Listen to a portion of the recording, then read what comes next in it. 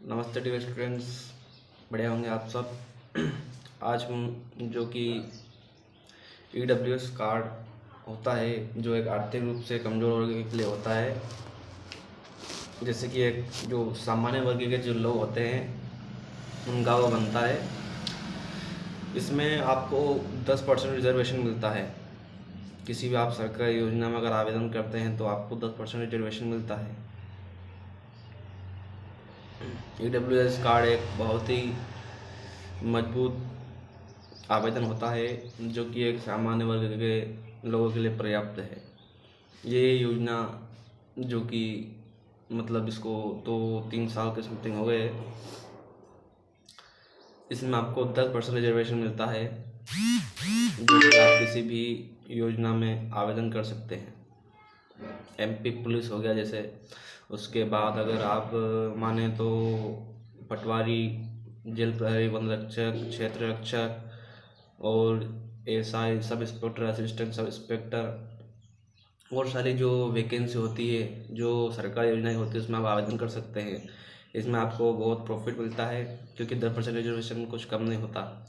जैसा कि हम बता दें कि जो MP पुलिस मेल का टफ था, वो जो 2026 का आया है अभी 2-3 दिन पहले, वो UR का 140.35 आया है, और यहीं EWS कार्ड का जो 137.84, यानी कि इसमें मतलब 6-7 नंबर का मतलब फ़र्क दिख रहा है। इसमें थोड़ा मिस्टेक हो गया है, यहाँ पे 48 आएगा।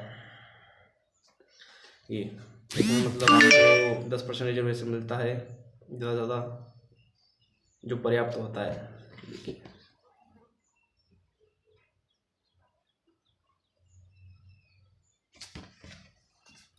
अगर हम इसके आवेदन की बात करें तो आप आवेदन 2 तरीके से कर सकते हैं, या तो ऑनलाइन या ऑफलाइन।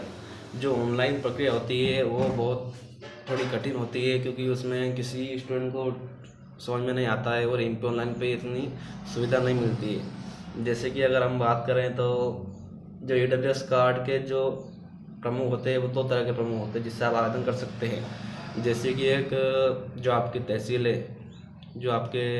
है उसके पास जाकर आप आवेदन कर सकते हैं, या फिर आपको MP ऑनलाइन पे जाकर उनसे पूछनी पड़ेगी कि हमारे स्टेट में ये अप्लाई हो नहीं सकता है, होगा या नहीं होगा ऑनलाइन थ्रू।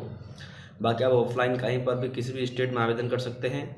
जैसे कि अगर आप को आवेदन करना है तो आपको तहसील में जाना पड़ेगा, आपके जो तहसील अधिकारी हैं उनसे आपको मिलना पड़ेगा, उनसे आपके आवेदन के बारे में जो भी प्रक्रिया रहेगी, क्या क्या डॉक्यूमेंट लगेंगे, मूल निवासी, आय प्रमाण पत्र, उसके बाद आपकी खसरा खतौनी, बाकी सारी जानकारी जो आपके पास होती है।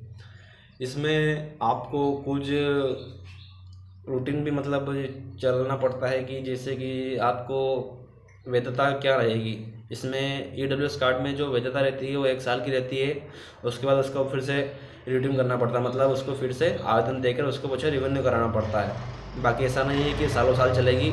ये आपको जैसे कि 1 साल आपका पूरा कंप्लीट हो गया, 31 मार्च से उस 1 अप्रैल तक आपका ये चलेगा। उसके बाद फिर से आपको रिन्यू कराना पड़ेगा, और रिन्यू कराने के लिए फिर से आपको तहसील में जाना पड़ेगा। तो इसमें आपको मतलब बहुत ही अच्छे तरीके से प्रॉफिट मिलता है, तो आप आवेदन करिए। और अगर आवेदन की बात करें कि इसमें प्रोसेस क्या क्या रहती है, तो इसमें आपको जो किसान हो जो स्टूडेंट्स होते हैं उनको कुछ मापदंड अपनाना पड़ता है। जैसे कि आपकी जो आय है, जो इनकम है, वो 8 लाख से कम हो साल की, ठीक है। उसके बाद जो कि है 5 एकड़ से कम हो ज़मीन, और 1000 स्क्वायर फीट से प्लाट कम हो आपका शहरी क्षेत्र में। हालांकि जो गरीब होते हैं उनके पास तो शहरी क्षेत्र में होता नहीं है, तो इससे कोई एक्सक्यूज़ नहीं है, लेकिन जो ज़मीन है वो 5 एकड़ से कम होनी चाहिए, और 8 लाख रुपए से इनकम आपकी कम होनी चाहिए, जैसा कि आप सब जानते ही हैं। इसके आवेदन आप अगर आपके गांव ग्रामीण में रहते हैं तो आपके जो सरपंच होते हैं, सचिव रहते हैं, तो आप अपने मंत्री जो आपके गांव के जो सचिव हैं उनसे आप पूछ सकते हैं कि हम इसका आवेदन कहाँ से करें। ये मतलब जो आवेदन होते हैं ये कहीं सरकारी अस्पताल में हो सकते हैं, जैसे कि हमारे जो टोंक तहसील में होते हैं वो सरकारी अस्पताल में कभी कभी जो कैंप लगते हैं 2-3 महीने में, तो उसमें आपका आवेदन हो सकता है। ऐसे आपके भी शहर में या ग्राम में जो भी अगर सचिव है और आपके जो नगर पालिका में जो शहर में जो रहते हैं उनसे आप पूछ के आवेदन कर सकते हैं। इससे आपको बहुत लाभ मिलता है।